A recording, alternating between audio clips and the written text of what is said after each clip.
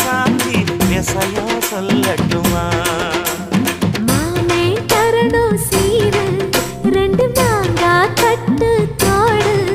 நீ சிரிக்கிற தங்கத்தேரு ஓ தேவை என்ன கேளு. வெடல புள்ள நானும் ஒரு விவரம் கேட்க வேணும். ஏதம்மானே தாமரப்பு புள்ள தள்ளாடும் தண்ணி இல்லை. தாமர பூத்திருச்சே மாமா தாவணி வாங்கி வாங்க. ஊரெல்லாம் கூட்டிக்கிட்டு வருவ